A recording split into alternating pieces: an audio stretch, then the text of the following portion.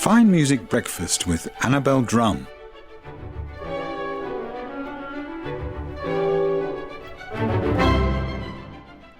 Welcome along. Here we are at Fine Music Breakfast. It's Annabel Drum here, and I have with me Tasman Little. Hello, Tasman. Good morning. Thank you for coming along today. Oh, that's a pleasure. Thank you for that lovely coffee you've just made me. We like to be hospitable here. Welcome to Sydney. Thank you so much. It's great to be back. When did you get here? I arrived just yesterday morning, so so still getting into the time zone. Yeah, I am actually. I didn't do too badly with the sleep last night, so no, all is good. Oh, that's good. Now, if you're wondering who Tasman Little is, she's one of the great violin players, if I'm allowed to say that, from England. Was attending Guildhall School of Music as well as the Yehudi Menuhin School. Went on to establish her career as a very busy concert soloist and also recording for EMI, Chandos, Decca, Virgin and Hyperion. That's a big recording career. Yes, indeed. Yes. When I was much younger, I did quite a variety of recording for lots and lots of different companies, but EMI was the main one. And now, more recently, over the last 15 years, Chandos and I have had a fantastic marriage, if you like. And what I really enjoy about working with Chandos is that they haven't tried to pigeonhole me as the English violinist playing English repertoire, because, it would be quite easy to get put down that sort of pathway.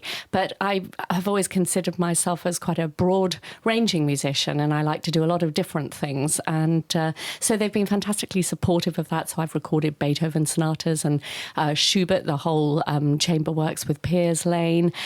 So, in addition to the slightly more individual stuff that I've done.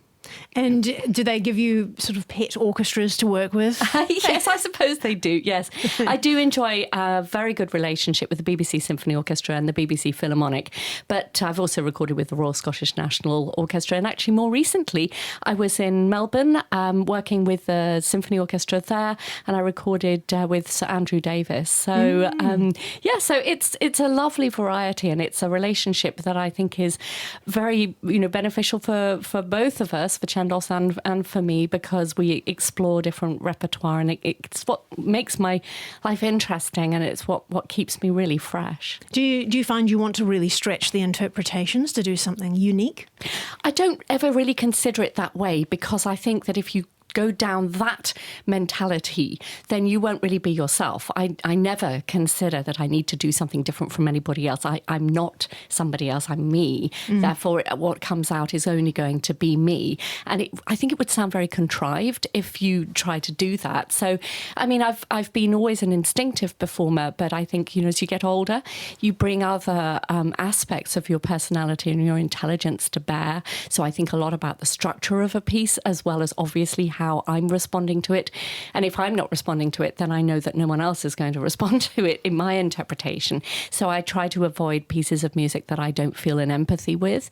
And I think it's far better, and it makes for far more authentic performance if you're going to, really just adore the piece of music so much. That's when you're going to give a committed performance. So do you find that it changes as you, like if you might perform it over in this country and then this country over here, and you find that the interpretation changes on the spur of the moment? Oh, the interpretation, it changes all the time. And that's what I think is fantastic. And in fact, from the point of view of working with Piers Lane, I really enjoy, the fact that he's such a spontaneous musician as well.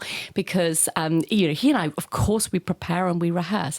But then what we might do in the performance can sometimes be quite markedly different, or a nuance here and there. And, he's such a fantastically interesting and beautifully spontaneous performer. So he and I, it's like a conversation. It is, and that's what's very special about making music with people with whom you have a great rapport. Is that first of all, you trust that person, that they're listening to you, and then you might just on the spur of the moment, or according to the acoustic or how you feel that night, you might just decide to take the performance in a slightly different or unexpected direction, and then the other person will react.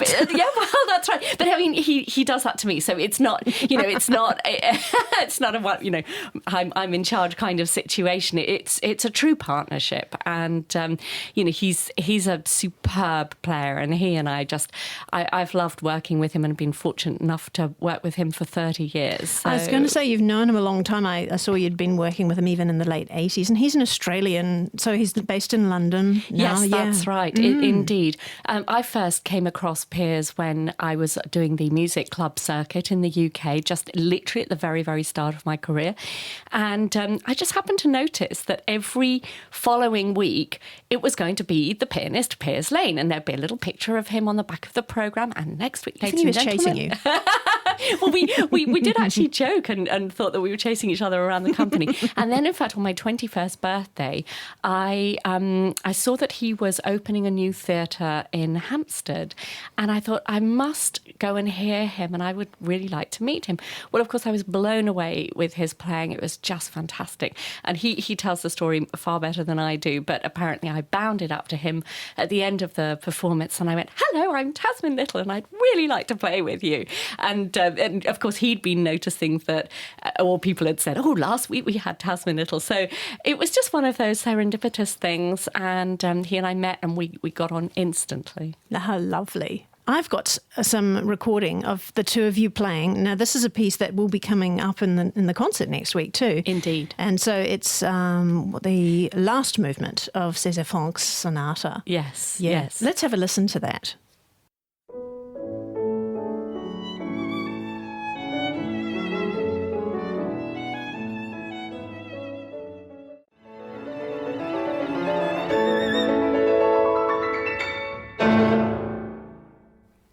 Oh, it's such a beautiful sonata. Tell us a little bit about that wonderful sonata. Oh, well, it was written as a wedding gift to the great violinist Eugene Izaïe, and it's in 4 movements, and each movement represents a different aspect of this happy nuptial occasion. So the first movement, which is incredibly lyrical and incredibly sensitive, is, of course, the bride. And then the second movement's rather dark and brooding and passionate, and this is the groom. The mother of the bride.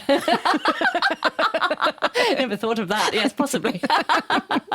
And then the third movement, which has a glorious theme, is their love. And the movement that we've just heard, the final movement, is the happy wedding day. And of course, if you listen out carefully, you can hear those wedding bells, the descending peal of bells. So it's such a life-affirming piece of music. I adore it. And even though I've played it for many years, and obviously it's extremely well known, I never, ever get tired of that piece. It's so gorgeous. And you're going to play that in the concert on Tuesday? Indeed, yes. Piers and I are playing that on Tuesday, in addition to, it's a beautiful programme.